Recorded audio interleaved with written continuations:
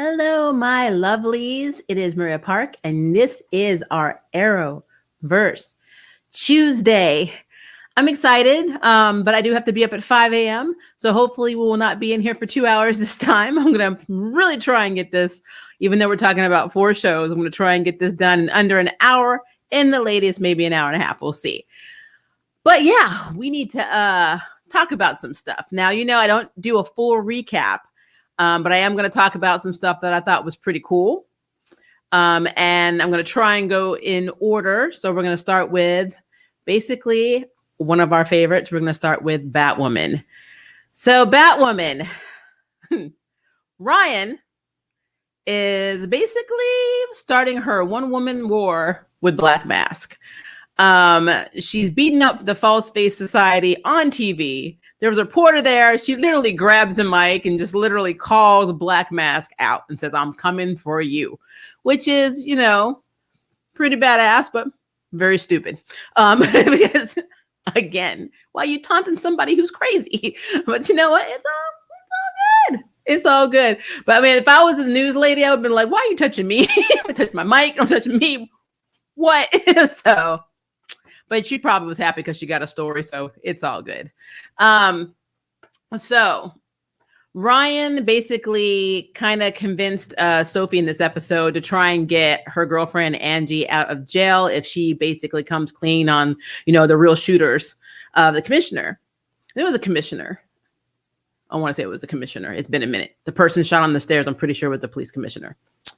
We're going to go with that. And, I already knew going into this episode, when that happened, one or two things was going to happen to Angelique. She was either going to get killed or kidnapped. And the reason I knew she was not going to get killed is because they've already specified that there are only 2 people. For some reason, because Black Mask didn't want everybody to know the formula, there were only 2 people in the entire city of Gotham, potentially on the planet, in this earth, in the universe, that know the recipe for snake bite. And one of them was Ocean. And the other one, you guessed it, it's Angelique. It's called, you're not a main character, so you don't get main character insurance. So she's getting insurance by knowing how to make snake bite. So I knew they weren't going to kill her. But now, her life is pretty much, if you've ever watched an anime called Rurouni Kenshin, she is like Megumi in this situation. Because Megumi knew how to make opium. This is what Angelique is. So. And life is kind of forfeit, and it does not save her because once she has use or get somebody else in the formula, her life is fair game for everybody. So I knew that was going to happen. I knew she was going to get snatched, and now I'm kind of jumped around in the episode, but quite frankly, that it wasn't a big point to me. So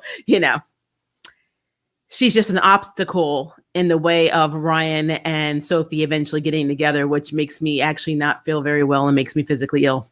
But I'm just going to put that there. Now, speaking of snake bite, Jacob, so he's getting in his car. And I don't know what it is. Why does no one, absolutely no one in Batwoman check the effing back seat of their cars? Why? Did you not see Urban Legends? Don't you know in the Urban Legend, the killer's always in the back with the axe? Come on. Why don't you check your car? But, he didn't check the car. He gets pretty much knocked out. And I think the person that knocked him out, because the form was kind of feminine, I'm pretty sure that false face member was actually Kate. Because Kate's pretty much brainwashed at this point and had the surgery to make her look like, on. So that was Kate that knocked him out. And then when he wakes up, he's got 2 needles in his arm because they've injected him with snake bite. And I like that they actually went a little bit more into snake bite. So they basically said that the drug itself makes you lose all your remorse. So anything that's bothering you, any trauma you had, anything of that nature, it takes from you. And you're able to accept that, whatever your life is now is just your life and it's fine because nothing traumatic happened. So like for Jacob, he keeps thinking about Alice and him not going in that room, to save her. And then his version, after he takes the drug, that's exactly what he does. He goes in the room and he saves her. And so Jacob is sprung. He is sprung. And it doesn't help that he's brought more snake bite in the office. And yeah, I already knew it was sitting there in that bag. He's an addict at this point. I guess it only really takes one dose. And if you've already, you just think your other daughter's dead. Alice is pretty much a lost cause. You feel guilty about that. You lost your previous wife. You lost your second wife. Mary's not talking to him. He's having issues anyway. So it makes perfect sense that he would become sprung on snakebite, which is kind of hypocritical because he's one of the biggest, opponents of getting rid of it. And he's going to be sprung on it. So now all of the raids that the Crows do, he's going to sabotage, or if they do it, he's going to try and go and get the evidence so he can keep basically living it. And this is the exact same plot that they did with Lynn in freaking Black Lightning. Because I'm telling you guys, they like to share plots and storylines. So yeah. And to add on to this, it doesn't help that Dr. Rhyme, aka Enigma, is actually the snakebite expert that's working with the Crows. And one person figured it out because Julia doesn't remember going traveling. She's looking at the computer and seeing all the places that she's traveled. And she's like, I don't remember that. I don't remember going to any of these places.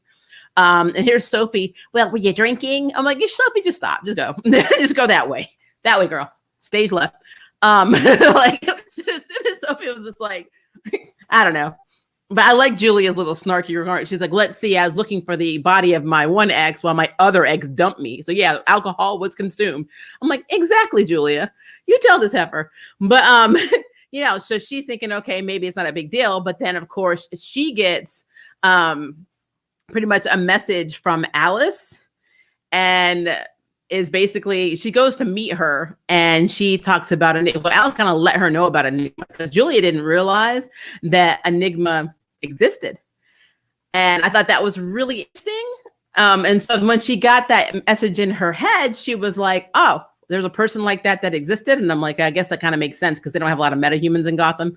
So somebody that can take your memories and you don't know how it happens, then, of course, I don't think, on that level that maybe someone's doing it, even doing it via injecting people with her cane because she has snake bite in her cane, which is kind of creepy.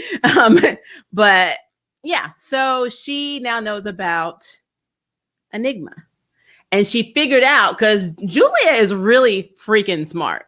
And this is why I like her so much. She is very, very smart. And so when she talks to Alice, I think she talks to Alice for like maybe a minute. She starts doing that whole thing where she's like, oh, you just wanted to erase your memories because you just feel guilty, blah, blah, blah. And of course, it's true. But then when she really stops to think about it, so it's like, you know what? Yeah, that's messed up. So she goes, and this is the one thing I thought about Julia that wasn't very smart, is that she goes and confronts her in a room alone. I wouldn't have done that. I'm gonna tell you how Maria would have handled that situation. I would have stood in the middle of Crow's Operation Center and been like, hey, I think this chick over here is Enigma. I think she did something to my memory. I think we should arrest her, eh? That's how that would have went down. There would have been no secret. And see, that's the problem I have with every Arrowverse show. Don't do things on the sly. If you suspect somebody and you're in a position to arrest them, get everybody to arrest their butt. I'm like, but you know what? It's fine. It's completely fine.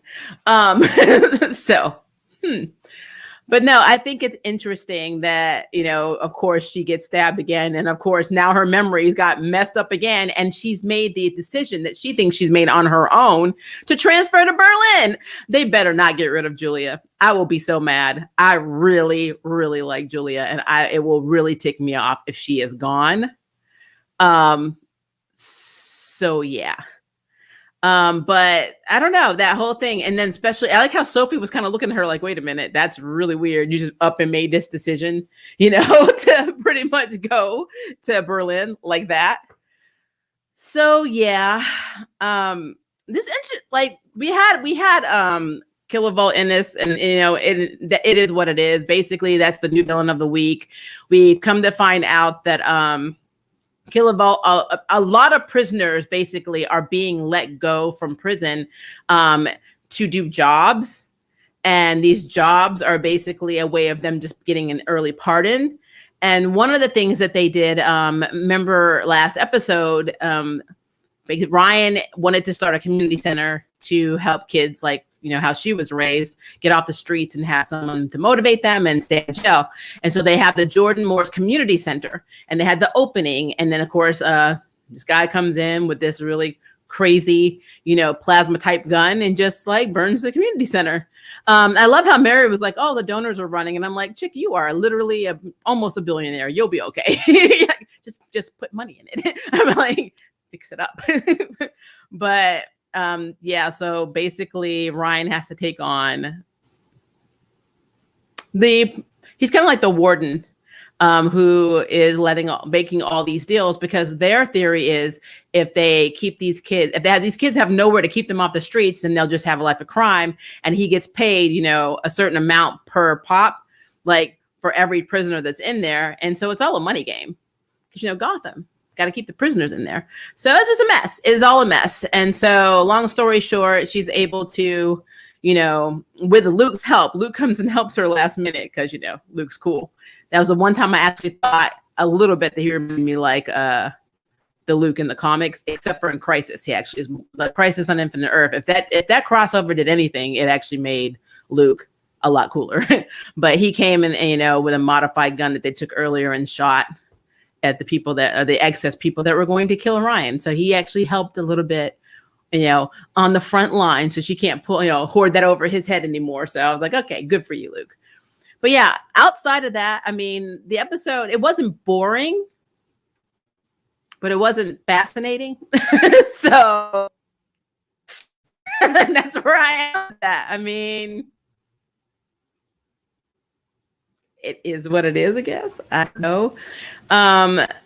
There were a lot of like little Easter eggs. You know, I always find comic Easter eggs, even the code name they use for Julia. But, you know, I'll talk about that in a minute because I want to make sure I get through all 4 of these episodes. So we will. But they call her Penny Dreadful. And Penny Dreadful is an awesome character in the DC universe. Not to be mistaken with the TV show. But that was the code name that Julia was called through Alice, was Penny Dreadful. And I thought that was interesting. All right.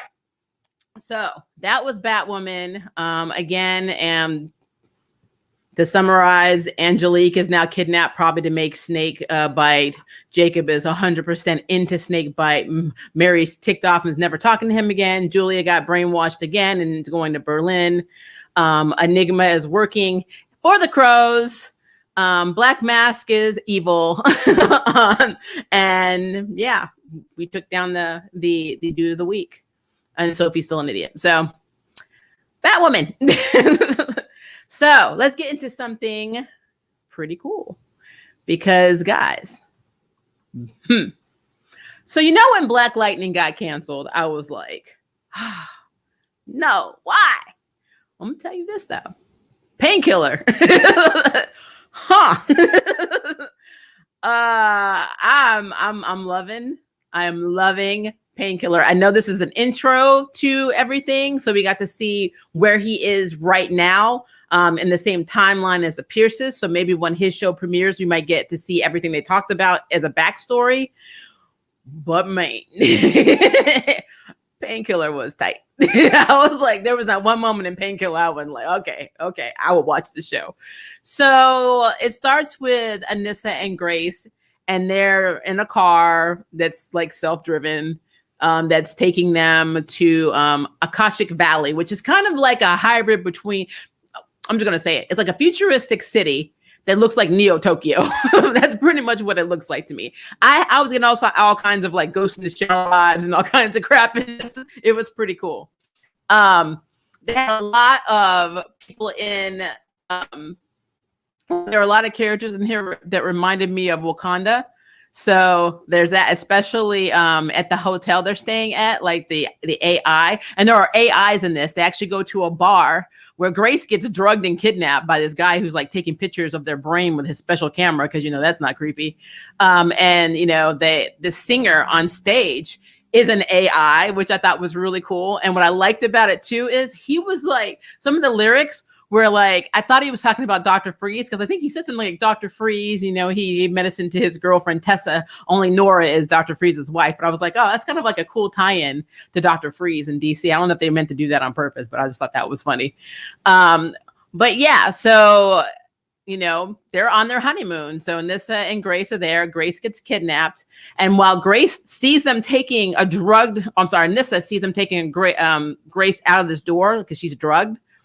She goes to save her. And then unfortunately, Painkiller, you know, he hits one of the guys that's trying to take her and kills the guy, and then sees Anissa. And remember, he has a kill order in his brain from Odell because Odell is a nasty person. And so he basically poisons her again and, you know, almost dies. And luckily Khalil switched back. And the way Khalil does this is he's literally having like, it's like this enlightened state of being where he is the kung fu master or Sifu or whatever you want to call him, who just sits here and meditates and is reading his book. And every time the Painkiller says something that Khalil doesn't like, he counts down. He's like, that's one, like two. I got reminiscent of my childhood. Whenever I would do something, my dad like, you got one more. I'm like, you got one more. Count. I never got to 3. I never got to 2, but you know, he was nice, but he counted down to 3. And then he basically beat Painkiller's butt. So that's how he controls Painkiller in his mind. This is what we needed Killer Frost to be like in Caitlyn's mind. Like the crazy girl who has no problem killing people, and then Caitlyn who has a moral compass. That would have made so much more sense to me instead of Caitlyn the boring and Killer Frost the party girl. That's basically what that is. Which we don't have to worry about anymore because they're split. But we aren't talking about the Flash yet, so we'll get to that in a second. So, in this city, we learn that there is a new mastermind villain, somebody who's everybody in pocket. Her name is Maya. And we don't know her last name yet. Well, we find out who she is at the end, which is interesting. But she's the one orchestrating all the kidnappings from the tourists. And then, you know, she's doing these experiments on people's brains. She's looking for something. And we are introduced to 2 employees. One is Filk. He used to be with it. He was an employee. The other one is Cousin. He's literally called Donald. So Filk was saved by a painkiller. And also Cousin Donald. Cousin Donald actually has PTSD because he was a medic in the military, and he started drinking and taking pills, and literally Khalil saved him. And so in return, they help him keep Painkiller in check. So Filk's trying to find a way to literally separate or get rid of Painkiller for good. And Cousin Donald is pretty much, he's like the Cousin Donald. I think Cousin Donald is one of my favorite characters. Love him. He is very, very cool. So Cousin Donald is who's treating Anissa, while Khalil, who don't want to get involved, and this is like, you coward. She's like, I loved one woman. I know I've been with a lot of women, but I've only loved one, and I'm not losing her again. So you need to save my wife because you're the reason I'm in here and I can't move. And so he's like, oh, well, when she wakes up, tell her I'm gonna go see Grace. I'm gonna go save Grace. So I was like, So I will say this, every fight scene in Painkiller is badass. This stuff is better than Arrow, especially when he switches. Like, he was doing really well. Like, he went to infiltrate Maya's headquarters or office. I don't know where the heck they are, but where they were holding Grace, who, by the way, you have a shapeshifter. Maya told these people to keep this girl sedated. They did not keep her sedated. Girl, like, turned into her leopard hybrid self, and then she broke out. What did they think was going to happen? Like, you have a shape-shifting badass metahuman. It's okay. They weren't thinking. But the scene where Khalil is coming in to save them, he first takes out the first few rounds of people. And then he has this inner dialogue with Painkiller, and Painkiller like, you need to trust me. And like, literally, I love how Khalil was like, basically your turn. And Painkiller came out and literally killed everyone, including the little Kung Fu twins. They came out all badass, and he was like, yo, please. Like, he was stabbing people through the damn throat. I mean, man, he was not playing. He was not playing in this episode. It was a mess. And so basically, I really didn't think I was going to like this show. I mean, I know I keep an open mind, but, Khalil, in the comics is normally a villain. And again, CW has this thing about, it's almost like they rehabilitate villains and make them into either anti-heroes or heroes. It is what it is. But I don't know. I was like thinking about Khalil in the beginning of Black Lightning, and yeah, he's been through a lot of trauma, especially with Tobias. But for some reason, I thought Tobias was the main villain in his show, because Tobias one, like he keeps talking about Odell, but Tobias is literally the one who messed up his entire life, except for Odell making him kill his own mother. That is ripped up, but everything else was Tobias. And I'm not saying Tobias won't come there, but Tobias is pretty much in Freeland. He doesn't have a reason to come, all the way to Akashic Valley. So I don't know.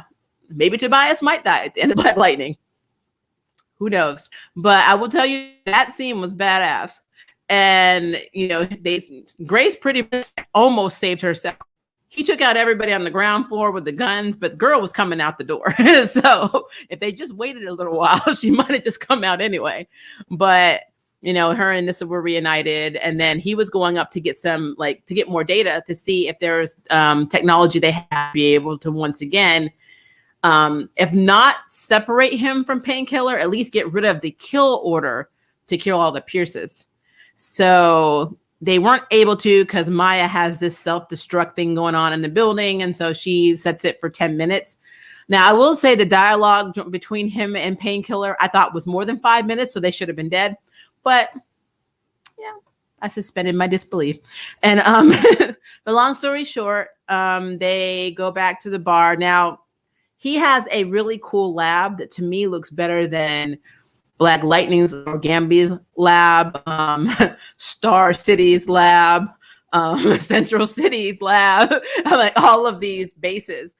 Because so apparently Philip told him where the ASA had a lot of money, which is like, I think $100 million. And so, Painkiller relieved them of that. So he is a millionaire now. Because when he said, I funded this, base, I was like, with what? you even graduated from high school. Where'd you get money? And then, of course, it's the ASA. So, yeah, that makes sense. I love he has money. And I love the car that he drives. It kind of reminds me of Lala, how Lala drives around. Because that's really the only cool thing about Lala and Black Lightning is how he drives. But yeah, Khalil is a millionaire. He did ask about Jen, which means he's still into Jen. But I love how Anissa kind of she cool slided it in there that she changed, but she didn't say, oh yeah, she looks completely different and is probably taller than you. So she didn't really say that, but she did say that they still talk about him. And he kind of blushed a little. I'm like, what, Painkiller? But yeah, we learned a lot in this episode. So Khalil's been working on himself hardcore, and Painkiller was crying and he actually said she was my mother too. And yeah, that whole situation was a mess. I love it. I loved it. I loved everything about it. And then the big reveal at the end of this episode is that Maya called her daddy, and her daddy, of course, is Adele. So yeah, Painkiller has gotten a very strong setup for their series, and I am here for it. So I'm already in. Like this did it. Like I think it probably would have turned me off a little bit if it had been him struggling with the whole Tobias thing, and him in another city that was kind of Freeland trying to find a job. Basically the plot of season 1 of Luke Cage. But I do like what they did with this. I love that that city is badass. I'm sorry, Akashic Valley. It looks like Neo Tokyo. So I love this. I love the setup. I love again that Wakandans live in the city. I mean, it just is what it is. So yeah, I'm completely down with it. I'm extremely excited for when this premieres. And if this might have been the pilot for that series. I don't know. I know that they said they were going to use this series, and as far as I'm concerned, they did a very good job. So I'm cool with it. I'm cool with it. So yeah, that was Painkiller. And then we get down to The Flash.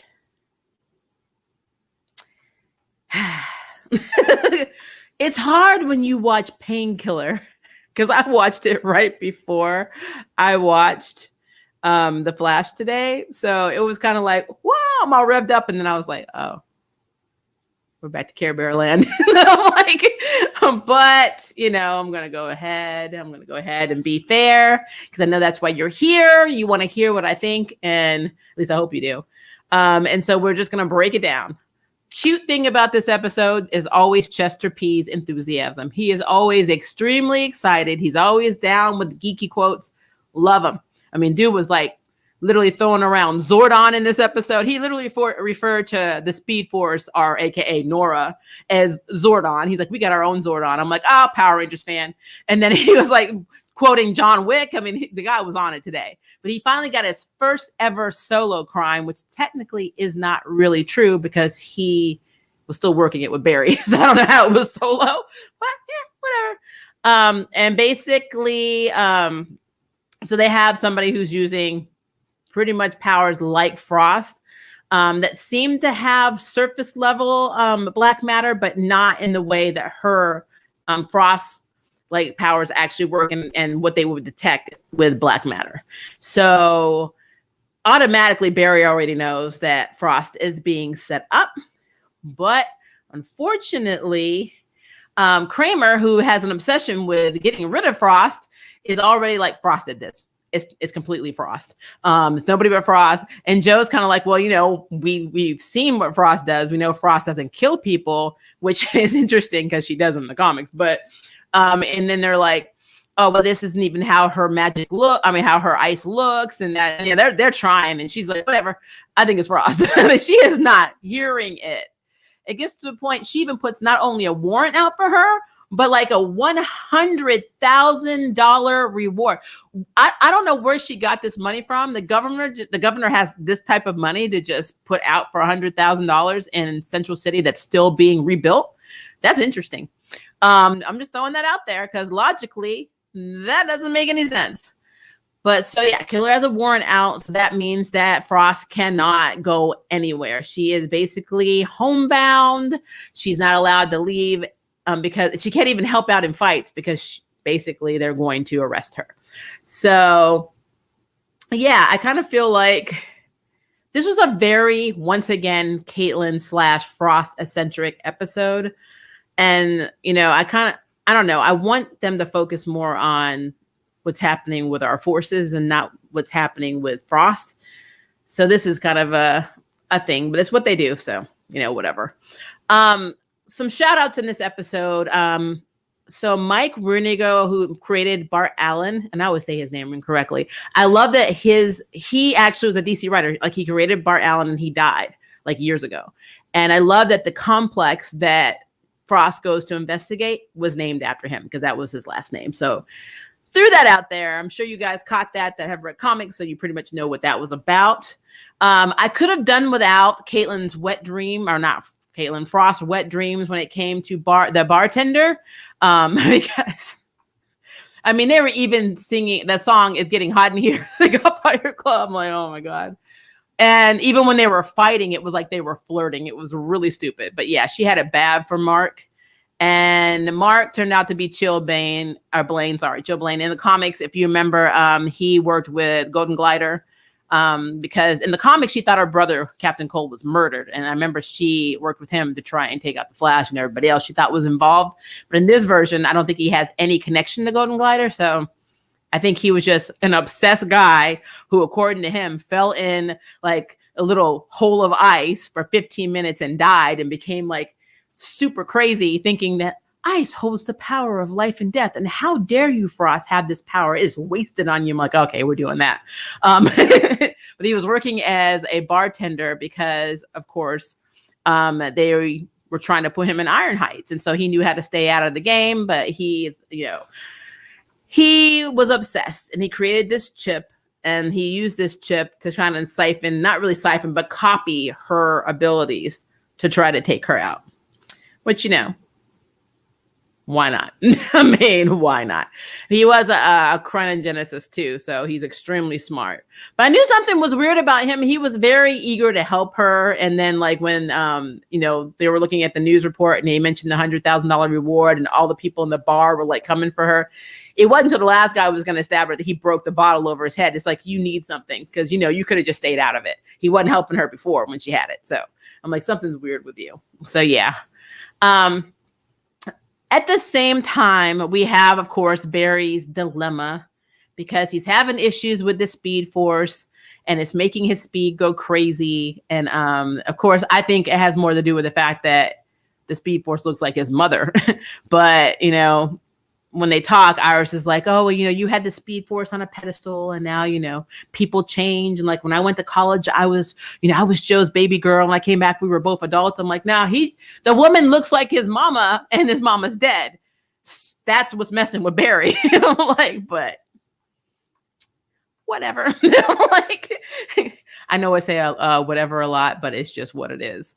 I don't know where Cisco was and Camille were in. I don't know where they were in this episode. We had Allegra covered for Frost while Frost went on her little rampage to try and clear her name. And I do love that they actually arrested Caitlin because they were convinced that she was actually Killer Frost. And Frost was like literally about to bust her out. Gonna take the whole wall. She's like, move away from the north wall. And he's like, Cecile was like, and Caitlin like, you better not.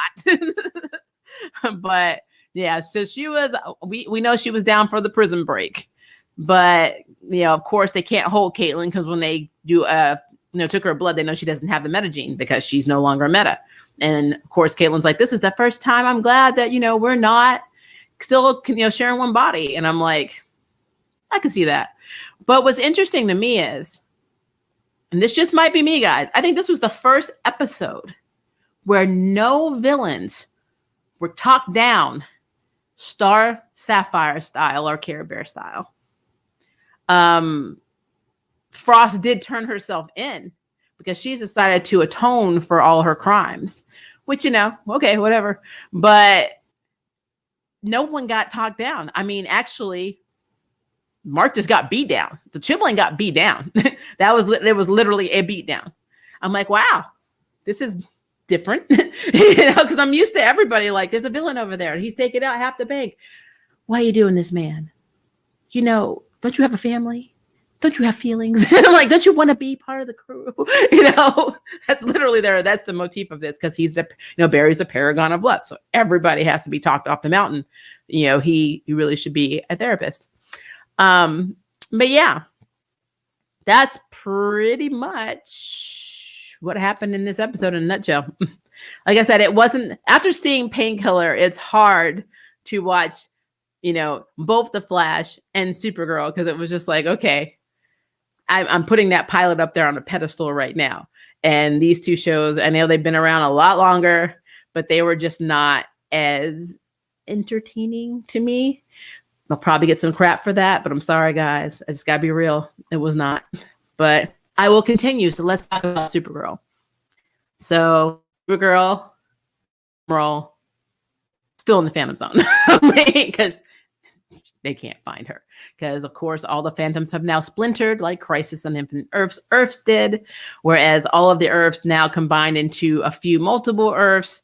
Basically reformed and restarted the galaxy. And in the Phantom Zone, it just splintered everywhere. So they have no which zone Kara is in. And the calculations are endless and infinite. So, yeah. So the Phantoms take Kara's father, which I knew was going to happen because they decided in the last episode, because the father is paranoid. He's been there so long. He's like, we leave them alone. They leave us alone. But, she wanted to take one of the Phantoms and ride it out of the Phantom Zone, like hitch a ride, like the Dementors in Harry Potter. And that's pretty much what they are.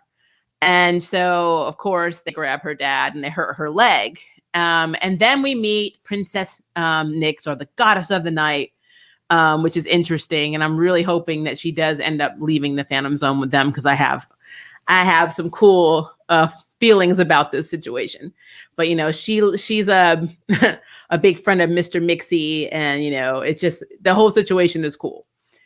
She helps Kara. She gets her magic back. She heals her leg, and she basically agrees to help her save her father. Now, while this is going on, Alex is having some serious depression issues. She's like, I couldn't save Kara. Point and going on. What do I do now? She's just literally sitting on that couch crying and not wanting to do anything. And poor Kelly, who is the Care Bear and the Star Sapphire Lantern in training of this series, is having to pep talk her girlfriend into getting off her butt and helping. And yeah, that was interesting. At the same time, Martians in the opposite mode, because after last episode when McGonn's like, you're thinking like a father and not like a soldier, he couldn't just like breach it and have like a gray area where he's like, okay, I can still accept my feelings and my grief of not being able to save Kara, who's like my daughter, but still form a plan. Now he's like, all right, well, I'm gonna turn that off. I'm a soldier now. I'm like, oh my Lord. But shout out to poor vampire Silas, or vampire alien Cyrus. I mean, Silas had got literally the phantom ripped out of him. I mean, that was just endgame. I mean, I felt so bad for Silas. I'm like, did anybody else feel bad for him? Because they just kind of forgot about him after he went catatonic. So I'm like, okay, whatever, dude. But so the Phantom basically was flying around making other hive mind phantoms, and then you would lose your soul and basically become a Phantom. And their actual alien name is Zulian Militarian. So they were sealed by the Kryptonians into the Phantom Zone, because remember, Kara's mother built the Phantom Zone in this universe. So they're basically Dementors. They suck not only the happiness out of your soul, they suck out your soul. You were just a brainless idiot running around following commands. And there's a prime Phantom that got away in this episode. But not before he affected McGonn, because McGonn was like, well, we can use these, these cuffs to try and just go and cuff the Phantom. And of course, Martian's like, no, it's too dangerous. That's an order. You're not going to do it. And I'm like, as soon as he gave McGonn an order, I already knew she was going to go do it, because she was like, oh, work for you. I'm like, so she went and approached the Phantom, and of course she got infected, and he was able to save her because they'd already binded to each other with part of her soul was in him. And I knew she wasn't going out either. This is the last series, so Martian needs to be happy with his new woman. He can't have another potential wife die. So I already knew she was going to be saved. So I had no fear for McGonn at all. I did have fear for Kelly, because Kelly was there with with Martian and McGonn while he's basically performing the ritual. And of course, Prime, a freaking Phantom, comes at her, and she like has a stick, and I'm like, what are you doing with a stick? And of course she gets her hands like burned, and I'm like, your girlfriend is like literally right there. Does she not realize that this Phantom almost killed you? And if Martian hadn't just diverted some of his energy to blast him out, Kelly would have been dead.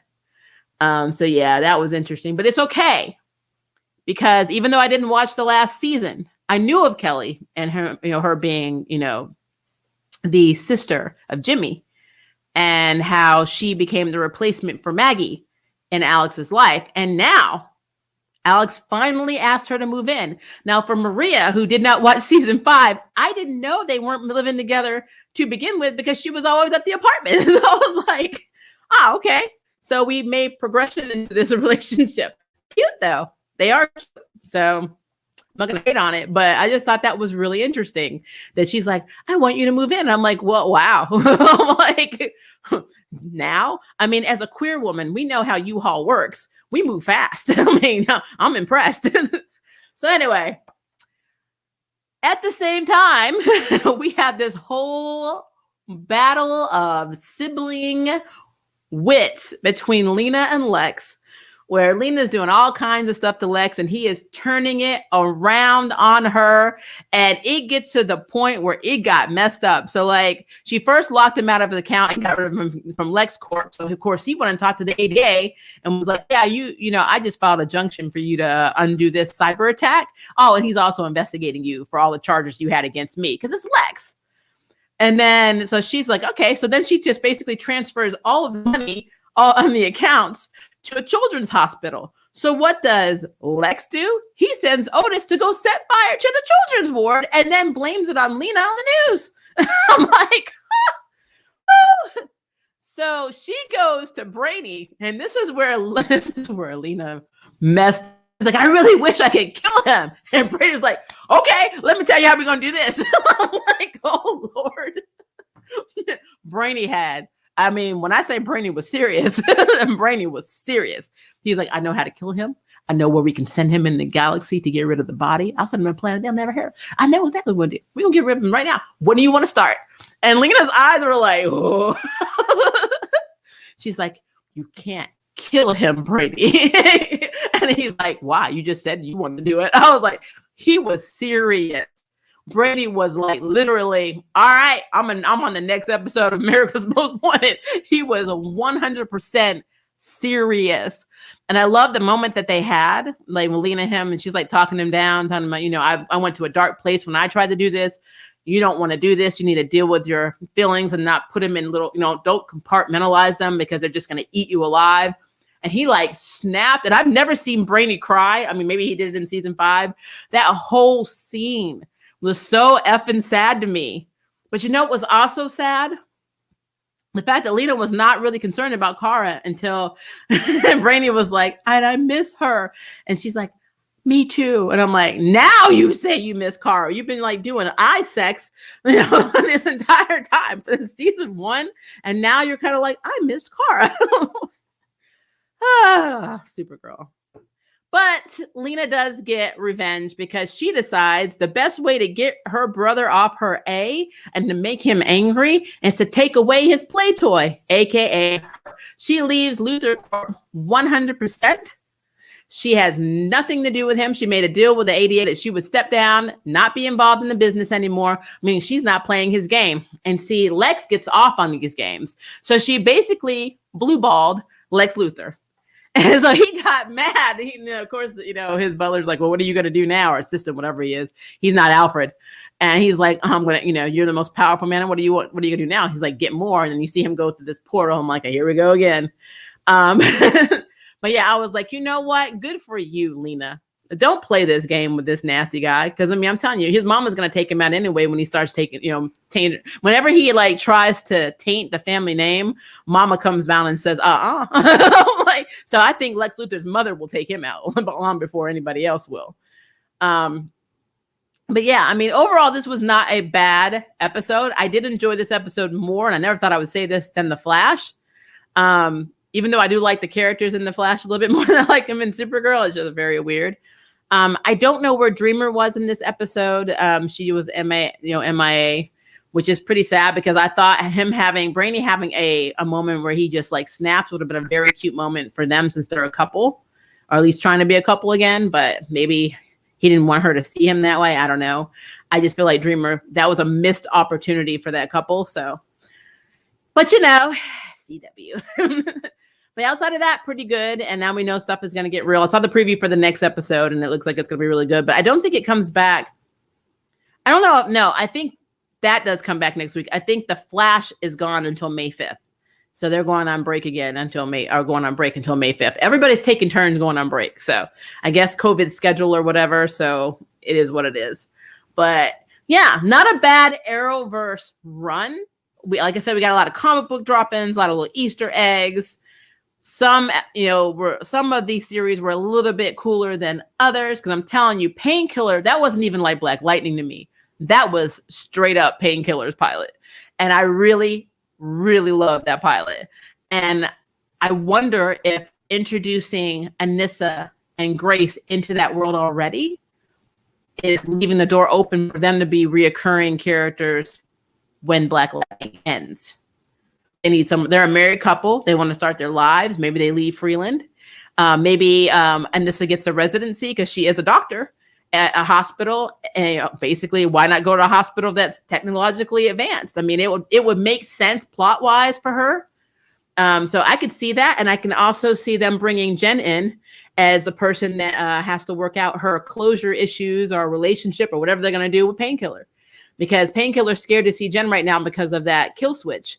And, he doesn't know if he'll be able to control Painkiller.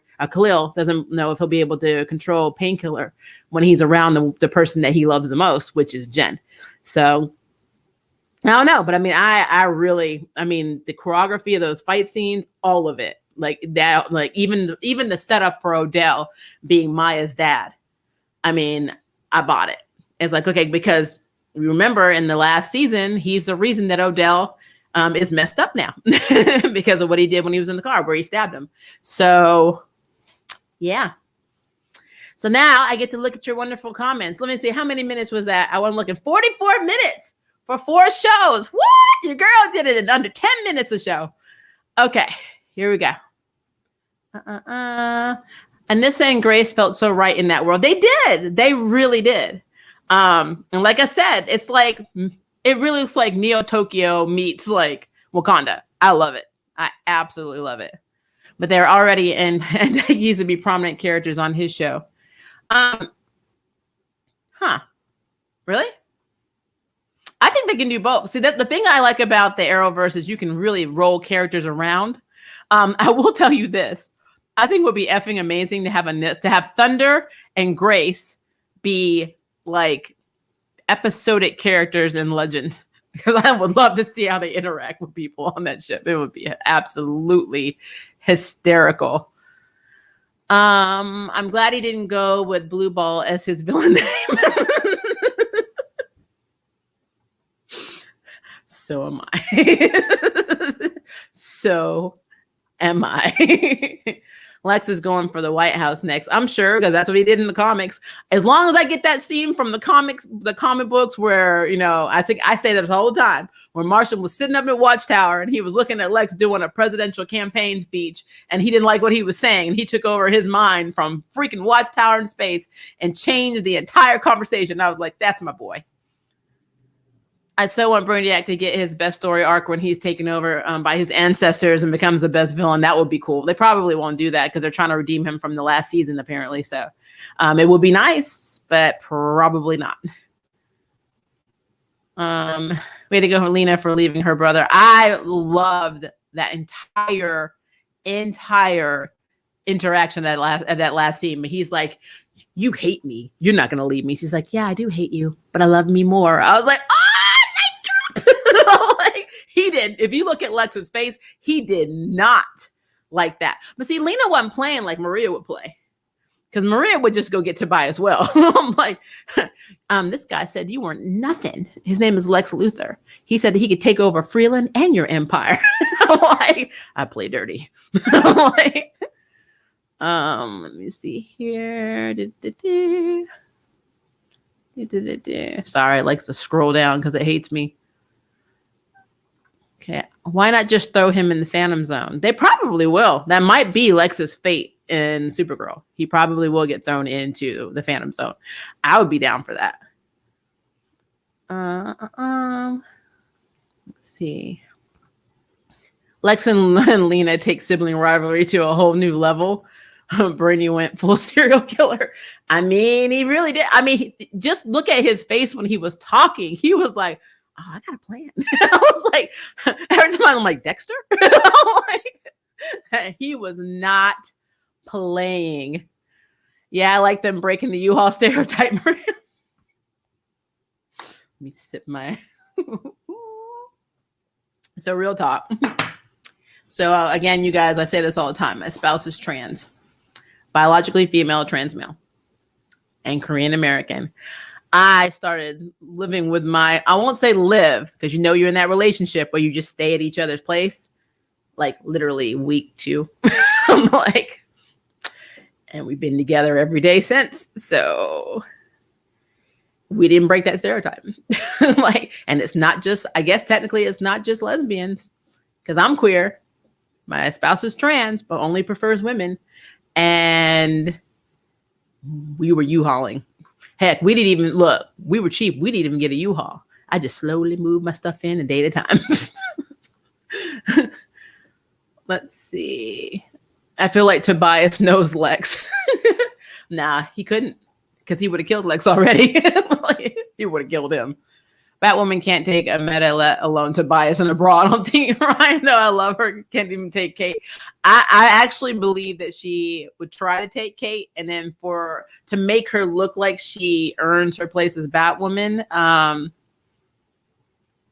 maybe they'd make it look, because you know how Oliver would take on like Ra's al Ghul, and you're like, there's no way in hell that man can beat Ra's al Ghul, and they make Oliver the winner because you know he's the entitled main character of the show. That's probably what they would pull with Ryan, because they wouldn't want her to be beat down by Kate Kane, making her invalid as Batwoman. So I hope it never comes to that, even though I am pretty effing sure that the person that literally knocked Jacob out in the backseat of his car was Kate.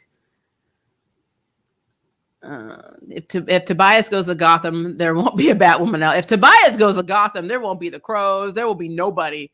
Alice will be dead. Everybody would be dead. Gotham would have nothing. So he can't go to Gotham. Thunder and Grace is an awesome duo name. It is, especially in the comics, because they call them that all the time. Of course, Grace looks like a WWE Amazon with red hair in the comics. But, you know, Chantal Thuy plays Grace is adorable, so I have no problem with her. Can we just have Lynn, Anissa, and Grace? Lynn, as she gets her crap together, I would be cool with that. And the new Jen, actually, I like the new Jen. She's not as, I really love the actress, China, for Jen, but I didn't like how bitchy she made, Jen all the time. So I like this new Jen. So I would not mind her being, if she went over to Painkiller or whatever, I'd be completely okay with that. What DC villain from that comics that we haven't seen in the Arrowverse yet would you like to see as reoccurring Painkiller villains? Ooh. So it depends. Okay, so David, my first and always answer to this question, because she kind of is a villain, but she's kind of not a villain. I would love Lady Shiva because this is a martial art. Like, seriously, they were doing like CW kung fu type, moves on Painkiller. That is a perfect vehicle to introduce Lady Shiva, because I mean, especially if she's like set out to kill someone that's close to Painkiller or Khalil, I guess that would be badass. I would love to have Lady Shiva. This is going to be really odd for me to say, only because I've just recently paid attention to this villain. She's the new Harley Quinn, Punchline. I would love to have Punchline be introduced in Khalil's world and Gotham's first, because I think as psychotic as that woman is, Maya, I could see Maya sending this woman after Khalil. Like, Punchline would be very cool to me.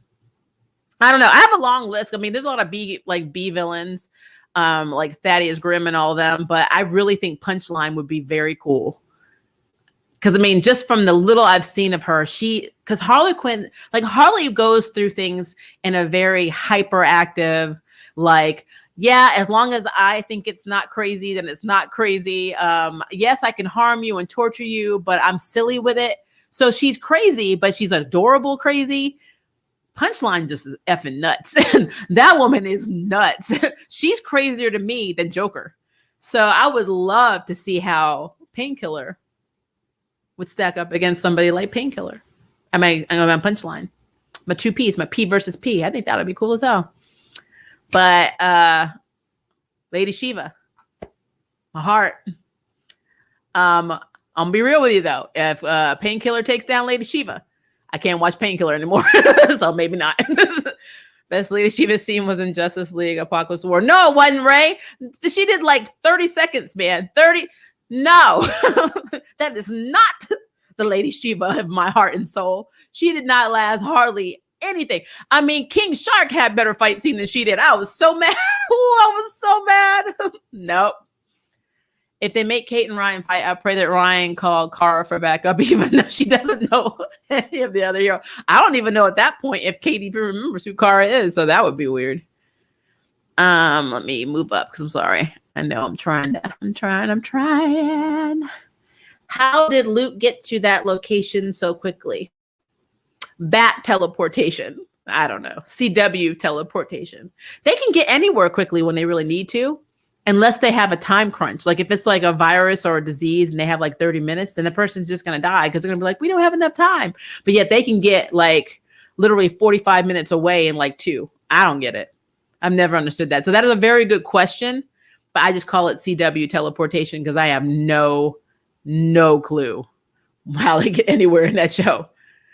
The new Jennifer seems more mature. She does. She actually takes the time to process things before she reacts. That's why I like her. The old Jen was like, I'm angry. Bam. She was just like her dad. Because, Jefferson is like that. They literally temper first, which is pretty weird for a teacher / principal. You think he'd have more patience, but he has his feelings, and so does Jennifer. Actually, so does Anissa. The only one that actually takes their time to think about things is Lynn, but even right now, she's being character assassinated. So, you know, Tobias will run the crows. yeah, you're not lying. Let me go. I think it starts here. Batwoman can't take another. Okay, I think I already did read that. Okay, let me scroll up a little bit more. I'm sorry, guys. Read that one. Let me go all the way to the top. I think that's the best way to do this. I thought Batwing was coming. I think so. They haven't introduced any of the people because we know Bart Allen's coming in the Flash. I think we're going to get a lot of people after the big Kate reveal because we got to reveal Kate alive first. And then we can move on to all the other cool stuff. That's what I think is going to happen. The first time I thought Luke is hot. Yep. I thought he was hot in Crisis. Because him and Kevin Conroy, that was a pretty cool deal. Seeing Kevin Conroy, our childhood Batman VA for years, be psychotic as Batman or Bruce, an aged Bruce Wayne, and then having like Luke as his like underling or like I don't think he was it was kind of like in a way Batman Beyond kind of situation. I think he was more like Terry than he was like anybody else, like Nightwing or anybody else. But he was definitely Bat Family. But I think that whole like I'm going to call it symbiotic relationship was more like Terry and older Bruce. But if they were both psychotic, like it's pretty badass.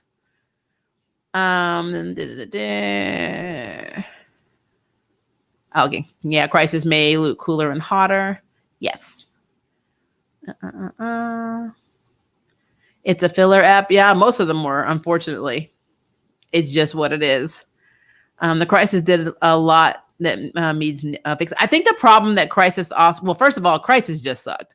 But the little parts of it that could have had potential got messed up with, Ruby Rose leaving and them canceling, Black Light. Like all the people that were core to this are not going to be in it. We got this whole other, we have all these new heroes. Like we have, Stargirl hasn't even met the other, heroes in the Arrowverse yet. So none of her team has met anyone. We're getting Kareem Thunder. We're getting all these cool people, like Eclipso, all these people in her like universe. And then we're going to go over to Painkiller and we're probably going to get more allies because right now he only has 2. We can't have that. We have to have Team Khalil or Team Painkiller. And then we have to have somewhere where all the other characters go when the show ends. Like, I wouldn't be surprised if we had some Supergirl, people popping up in, Stargirl or in Painkiller and whatever. So it's going to be interesting. Maria's laugh cracks me up. I appreciate that. Do I seem like I'm on something today? I'm really not. I've had like 1 hour sleep because I had a presentation at my job this morning. Another reason why we're not going to go 2 hours tonight is I have another one tomorrow and I have to be up at 5 a.m. So I'm just hyper. And I have decaf because I'm scared to drink real coffee because I will be up and then have another hour of sleep and I might die. So this is me. I'm usually really fun, according to my friends. And I'm a lot worse when I've had no sleep. It's almost like I'm drunk, but I promise you guys, I can't drink. I'm allergic to alcohol. So got a little insight to me. I did not mean to click off that. They clearly sank mucho money into this backdoor pilot. They really did. I mean, yeah, it wasn't what Superman and Lois gets, but man, I mean, even the CG looked good. So I'm extremely, I don't know. I'm just really, really excited that they actually are putting this type of, because I mean, the fact that it's kind of like a futuristic type city is really appealing. Like I even like the composition shots when we saw the owl right before you see Anissa and Grace like going, towards them. Because I think the city's like in Las Vegas or on the outskirts of Las Vegas or something like that, or near it. So like they're driving through desert, and I don't know. I just thought it was cool. They were going in through the desert, and then all of a sudden you're in like this like crazy Neo Tokyo type, city with Wakanda, a bunch of Wakandans in it. For some reason, Wakanda sent citizens. No, not the demurred, but also it's crazy. I love it. I love it. Painkiller, this show, that city. Wakanda vibes. Absolutely. So you did see it too. So I'm not crazy. Cool. Also, this was some weird cyberpunk Wakanda fusion. I loved it. I'm telling you, I love it.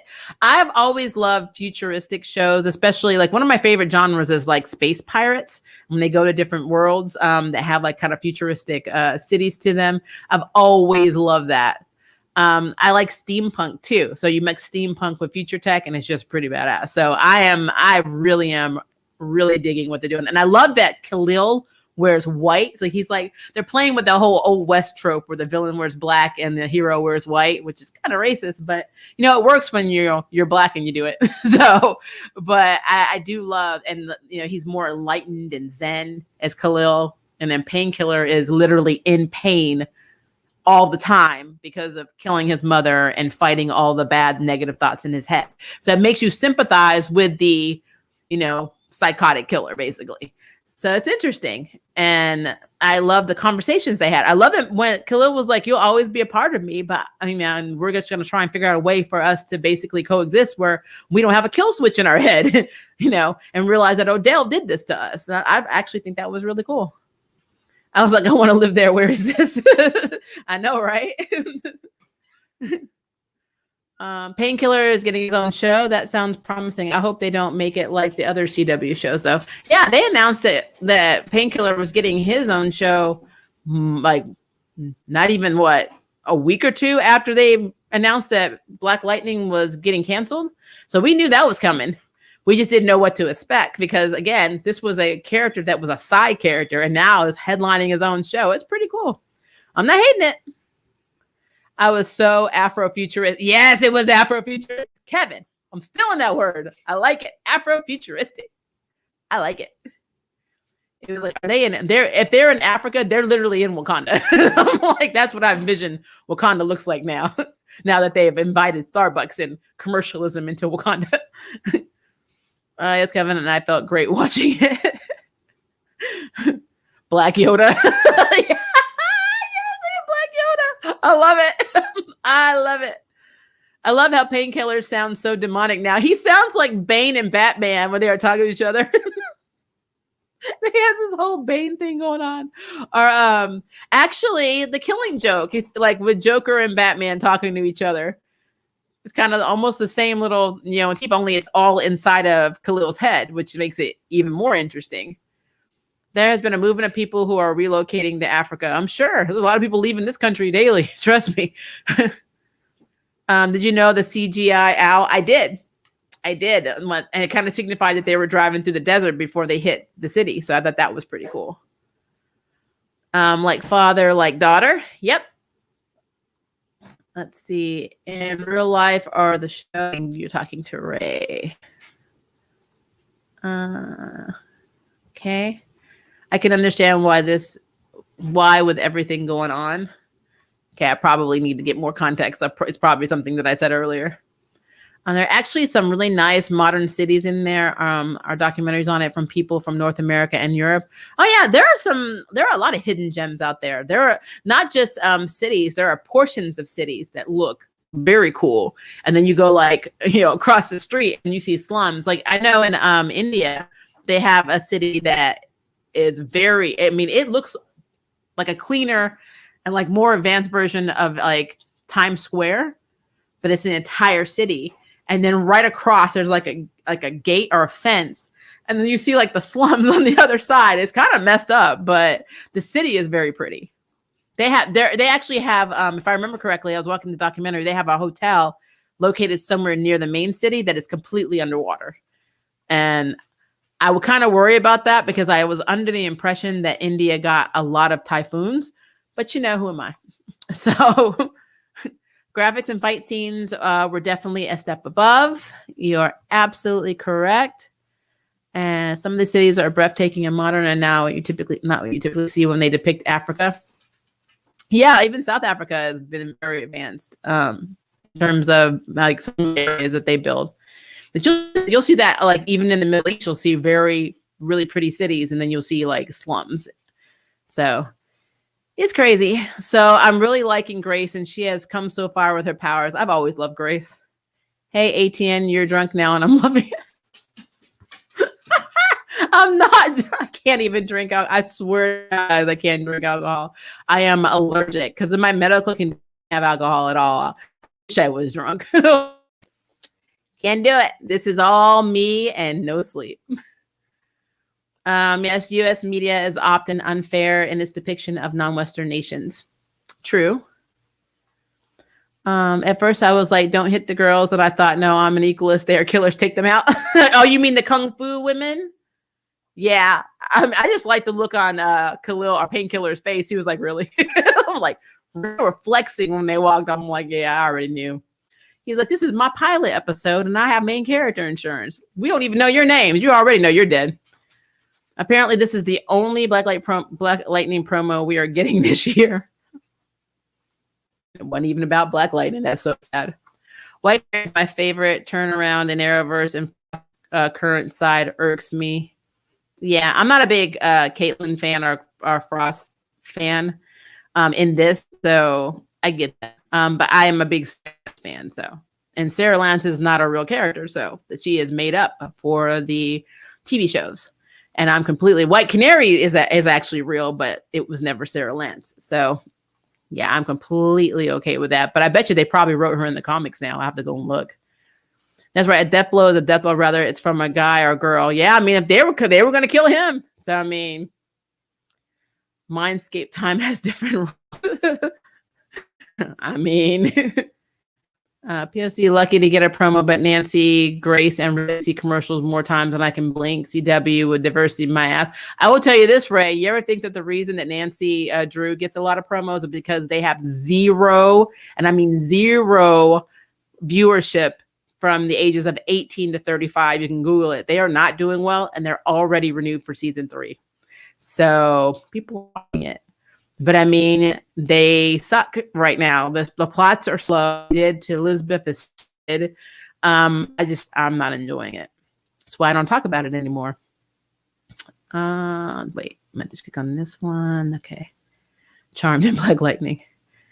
Oh, he's not going to be with his Jen, whole new person. He's probably going to be with Chicky that's name went out of my head that sold them the guns that lives in the trailer in the middle of nowhere. Because I saw how they were checking each other out. Crybaby painkiller. He was crying.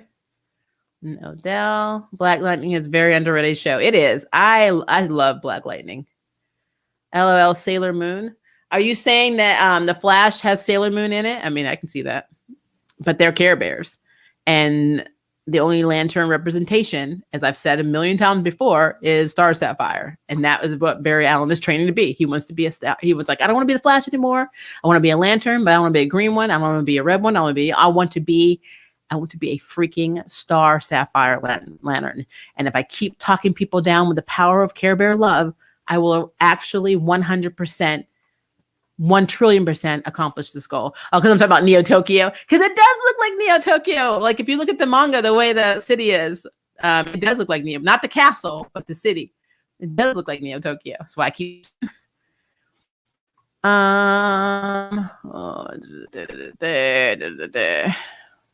Okay. Sorry, it went down again. I don't know why. Stop it. Okay. Is Lady Shiva in the Shadow of the Bat animated movie? I don't know. I haven't seen that one. I'm going to have to check that out. She probably is. I hope that's probably a take off of issue 112. I forgot the series. Is it 112 where she beats Bruce Wayne's ass? I'm like, it's a great moment for me. If Ryan sees Kate and Ally, I pray she uses that grappling hook. It's going to be funny. As soon as the comms went down and he had to leave at that moment. I think they edited and cut it in a weird way. I think a lot of the CW shows are edited for time. If I blew myself up, I would be thinking more too. He was thinking about killing himself. Yeah. Correction. Soul of the Dragon. I haven't seen Soul of the Dragon either. I'm going to have to go. Hopefully those are on Disney. I'm going to have to go. I mean, not Disney. And hopefully those are on HBO Max. I'll have to see if I can find them.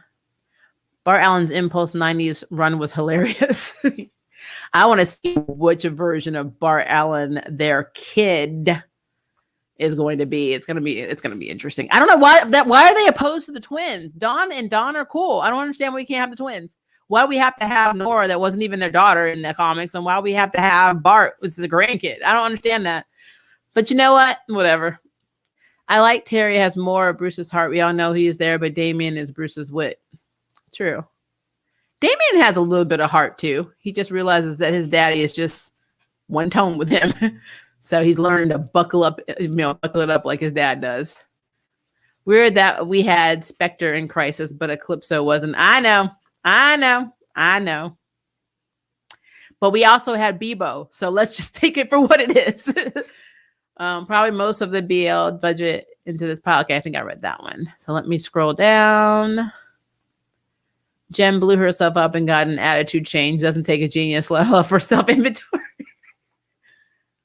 You're not wrong. Lady Shiva is in Soul of the Dragon. Okay, then I will be checking that out because I love me Lady Shiva.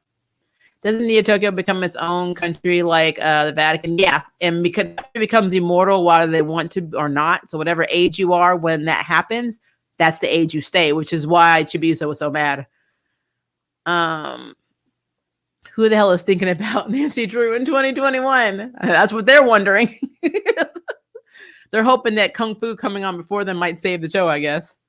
Siso can make you a drink like he does for Barry. Yeah. So there's New Orleans, but whole city built underwater line. True, but I don't know if that wasn't really intentional. The one in India is. They went and changed PK's voice in the flashbacks too. Yeah. Afrofuturism is a genre that exists for a long time. Black Panther just mainstreamed it. Yeah, I know in the comics they did. I just think it's interesting, especially in MCU. I love how Wakanda looks. And I think after I want to see Wakanda now, like 6 months after the blip, everybody's blipped back. I want to see that. I don't know if we're going to see that because if we do, it probably would be in Secret Invasion, and that's Nick Fury's MCU show.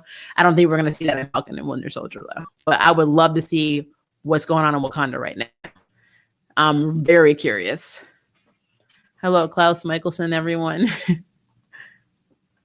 Why it gotta be black is bad, Maria. It's not bad. We all know that.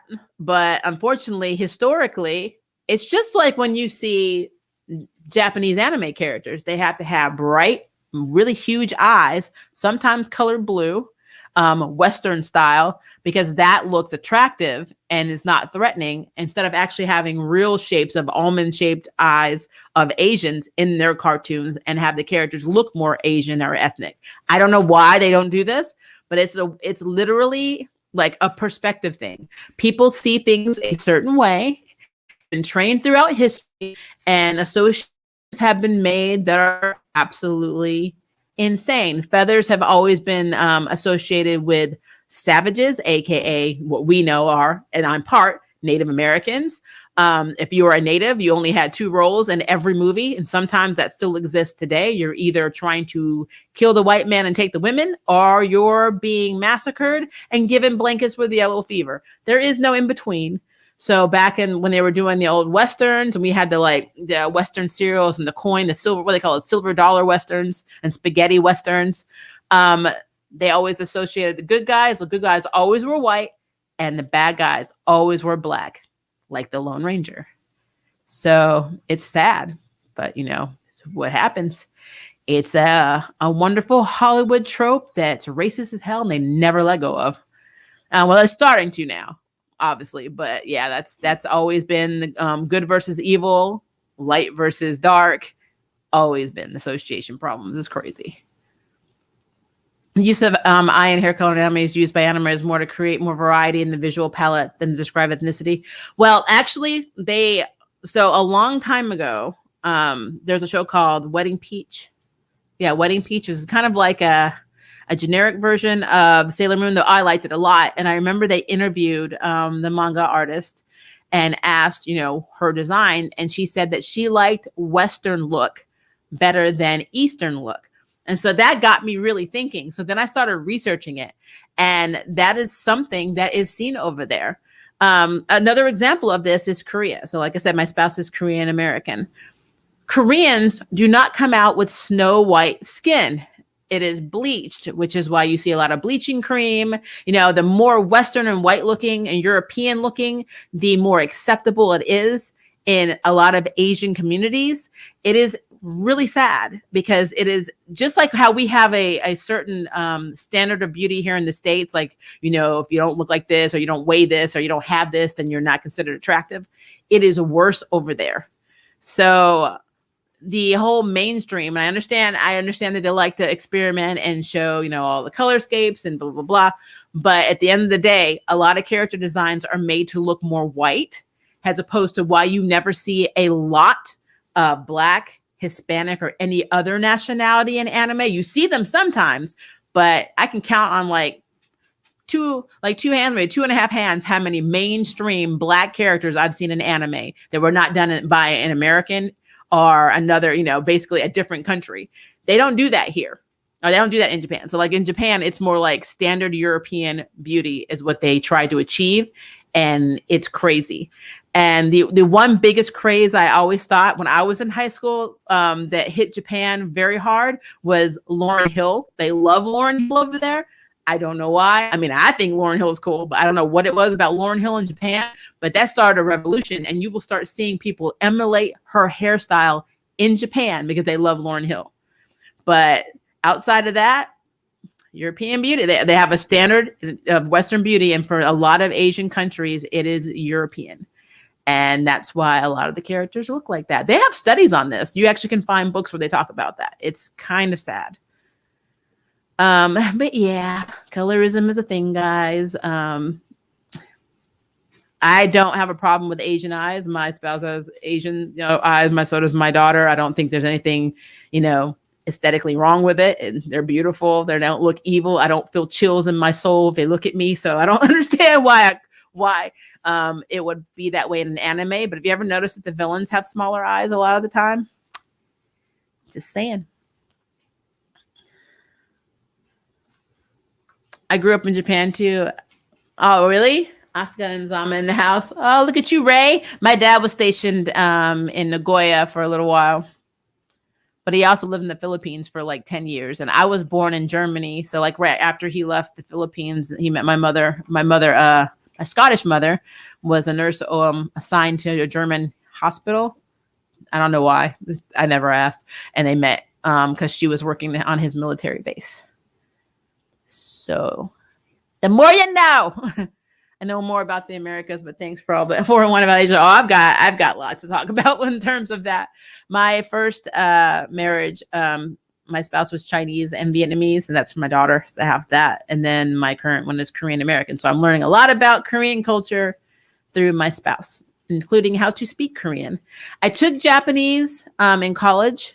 And so I do, and I looked at the history. So I try very hard to, because they don't want to stereotype. But when it comes to anime, anime and manga are completely different. And like, it's interesting. And Korea, to me, is a little bit worse than Japan in terms of perfection and stress that's put on people to look a certain way that is not natural. Because I'm sorry, it's not. My spouse went to Korea to see relatives and told me that Riverside was told that, oh, your skin's too dark. You need to, bleach it. And my spouse is probably only one shade darker than me. And it's like, that's really stupid. So it is what it is. It's a problem. Let's see. I'm trying to see if I have any more. Also, the Aquaman name drop Luke made really had me questioning who was on Earth Prime. I know. Well, no. When they start dropping Marvel names, like Cisco was talking to Barrett, and he's like, we already have a She-Hulk. And I'm like, okay. So now we're dropping Marvel stuff. So I don't know what's happening. They make it seem like DC Universe is real and Marvel is just comics. So I don't know if that's a way of plugging it or a way of slapping it.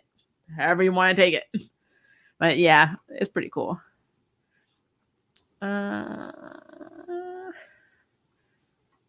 Maria, you're looking very Westernist today. Well, you want to know why? It's because, remember I told you about those white Europeans? My mama was one. So I have both. I have both genes. I got my daddy, his father was 100% Apache and his mother was Black. And my daddy looked completely Black. And then my mother had pale skin and red hair. So I was born with reddish brown hair. My hair is still reddish brown. You just can't tell because the lights in here make my hair look almost jet black, and I just go with it. So because I like it. I'm actually debating if I want to dye my hair this color. But yeah, I get that a lot. I'm very ambiguous. People have lots of problems trying to figure out what the heck I am. But I claim all of it, including my blackness. So we all good. It's just I got to be careful because even though I claim my blackness, I can't be talking about my blackness all the time without offending people because I don't struggle as much because people don't see me as black on the streets. And I am very, very aware of that version of entitlement. Even though I look minority, I can say that I am not mistaken as black, even though I'm half black. So struggle be real, man. I hate anybody has to go through that though. So, but I get it in other ways. I've been told when am I going back to Mexico all the time and blah, we're going to build a wall and put you on the other side. I've had all kinds of stuff. It's crazy. Historically, racism is easier to hit, but systemic and microaggression, colorism, and featureism, a lot of ethnicities are battling with internally to reflect European-like aesthetics as the standard, which makes no sense. It makes no sense. Look, I'm going to tell you this. Lupita Nyong'o is one of the most beautiful women I have ever seen. She is dark. She is gorgeous, and nobody should kick her out of bed. But yet you take her over to Asia and they're like, we need to bleach her skin. I'm like, what? Are you not looking at the same thing I'm looking at? It is stupid. I've never understood it. Now, you go to these like societies and everyone is pretty much carbon copied, not in terms of look, but I mean, everyone pretty much has the same dark hair. They have the same, color skin. They have similar eyes. They speak similar or almost the exact same language. And then you have a European coming in or you have, somebody else coming. You're like, oh, that's shiny. Like Korea yes, they had bases, like military bases, but didn't have a huge exposure for a long time to anything African or African American. So when, blacks came into Korea, it messed them up. They didn't know what was happening. They had no idea. I think even to this day, they still do have some controversy with blackface. Now, R&B, rap, and hip hop has opened up their eyes a little bit more with the younger generation, but the older generation still messed up with that stuff. So, same in Japan. Japan has issues like that. So, but I mean, like I said, you're going to find racism, you're going to find, discrimination, microaggression, all of that stuff in every country on this globe. The only reason we're on the news more is because we have a lot of idiots that have too much time on their hands and get mad, and they get mad over potentially losing entitlement that they feel they deserve and were born into, and the tides are changing and they don't like it. And that is a problem in the States. We're just more on TV because our previous president was a flaming idiot. So he put us on the map. But yeah, it's all good, I guess. Maria, you are part of the Black experience. I'll let people do the too light or too dark thing to you. It is sad people battling themselves with division instead of embracing. Yeah, it's true. This is something I've been struggling with for over 40 years. I think my first experience, I was almost 5 years old when I had my first experience that I was different. So I'm going to save all of that stuff for my documentary, though, because it's a thing, guys. And just so you know, I support my Black side. I support, I embrace my Scottish side. I can't say support my Scottish side. I don't live in Scotland, but I do embrace it because, my mother's family is Scottish, and support it. I have citizenship in both countries, but I was raised more in the States. I was raised more around in Black neighborhoods. So I do feel more comfortable being around more of my Black side, but don't for 1 minute think that I don't have racist stories on the Black side too. Cause yes, I do. I do. It is racism, is an equal opportunity F. So it is a thing. It is a thing. Blur without fear. You have an awesome. It's blurred and hot. Blur. How you doing, Ernie? Coming in at the tail end. You must have seen Painkiller. I'm gonna have to call you. Because Painkiller was we gonna keep that. We gonna keep Painkiller. We can let the other ones go, but we're gonna keep Painkiller. Let's see here. If you see what China has done with the coronavirus in the African community, your spirit would be hit hard. My spirit's been hit hard about all of it. Look, I live in a city where if we had just kept our A's in our house when all of this stuff first started and wore masks every time out and followed the rules, we wouldn't need a damn vaccine. So, yeah, don't get me started with that. Hey, Maria, I literally just woke up. What is wrong with you? Like, you need to watch Painkiller because we need to talk. Painkiller was, you're going to love Painkiller. I'm not going to spoil anything. So no, I'm glad you came in the tail end of this because I don't think you watched it. You might have, but if you just woke up, you didn't. So, but it did come on last night. So maybe you did. But Painkiller was, yeah, we're going to keep Painkiller. Painkiller's on the list of shows we are not throwing out of the Arrowverse. It might get canceled, but it's probably gonna go down fighting because this episode has made me feel not as bad that Black Lightning is going away. Do I want it to go away? No, but if it has to go away, this is a show that I can get into that I will like just as much as I like Black Lightning because this show is on point. So, yeah, but it's. David, you see that? He said, thank you so much for that. Did you like and subscribe? I'm sure you did since you said you love this channel. So just plugging you, bud. Just plugging you. All right. We have time for a couple of more questions. Then we're going to be at an hour and a half because Maria has to get up at 5 a.m., guys. And I'm so proud I got through 4 episodes in under an hour and a half. You have no idea because, man, man. They are doing far worse than 45 and his insensitive nickname is a weapon to Black people. Huh. See, Ray, you need to just type all this stuff out in the comment section. And we need to talk. I need to be more awake for this, but we need to talk. So I've already seen this comment. So let me move up. I'm going to miss rooting for Tobias to lose, even though he never does. Tobias Wells is the Lex Luthor we needed across the board. Tobias Wells is the best villain in the Arrowverse. They can't handle Tobias. Thanks for those thumbs up, y'all. Chaston's my boy. Thank you so much. Let's see. Moving back up. Make sure I got everything. Now I don't want to spoil this for Ernie. So I'm going to try not to talk about Painkiller anymore. Let me check. I didn't see this one. Does Kara know her dad crash landed on Earth in Roswell in the 90s and was a kid dying of cancer on Buffy that wanted to turn up? Yes. He was Max Evans, and he was, I forgot the character on Buffy, the side character on Buffy. I was just saying that, I'm like, how Max is really working it, because he was on Roswell, New Mexico, as well as Roswell, and now he's on Supergirl. So he's making that money. I'm a major Blurred fan. Hey, Ernie, he is a major Blurred fan, just in case you missed that. I'm messing with you, Ray. Okay. Tobias' self-hate deprecation is so real and so true.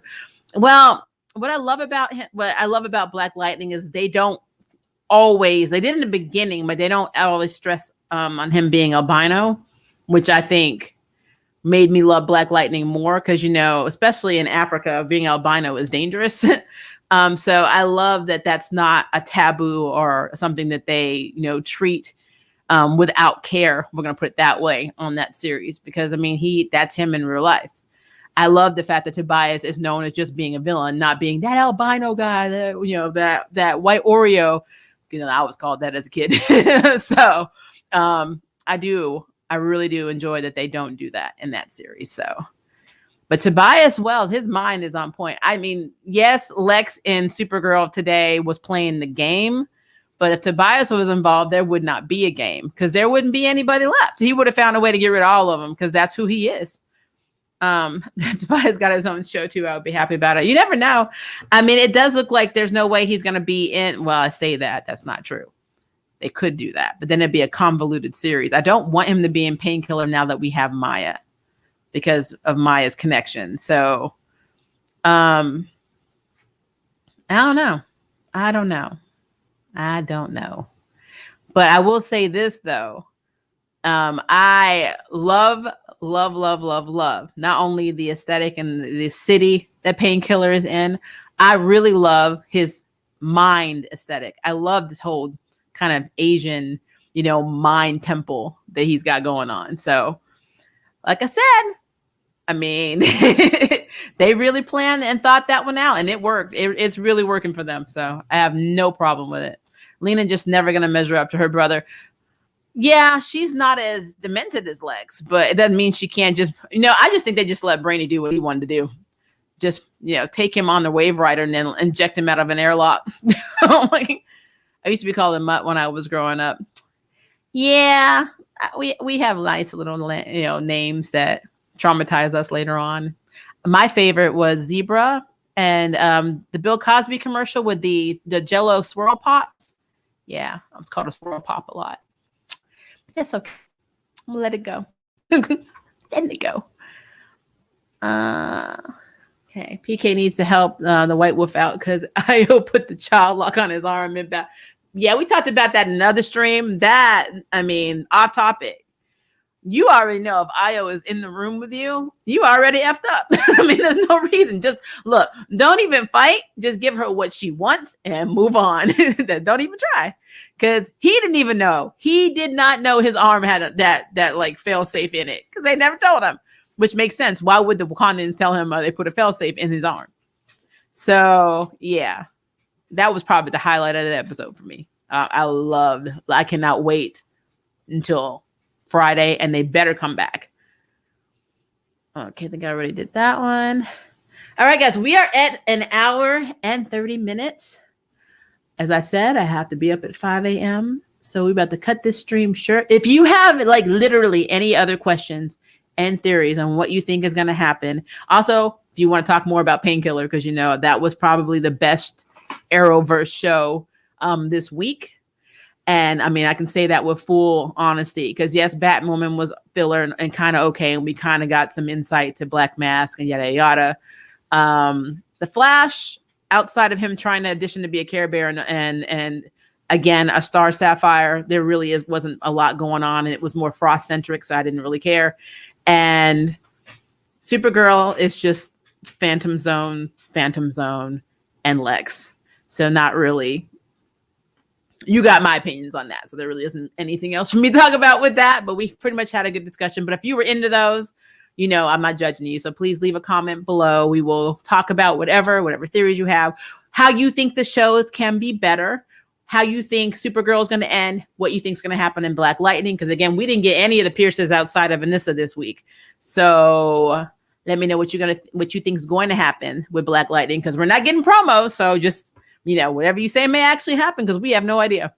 And then also, what characters would you like to see in Painkiller? I gave you my 2 villains. I would love to know who you think he should fight and what other characters he could have. So let me know. But yeah, as always, guys, I really appreciate you jumping in here. I know it's late. You guys are awesome. We will have another video. We'll probably do a live stream on Thursday for the Wednesday episode of Kung Fu, because I'm reviewing it and it's just a lot easier for me to do it that way, because Kung Fu is a very good show. If you have not checked it out, I'm pretty sure it's on the CW app or on demand. Check it out. Very, very good show. Also watch my review on it.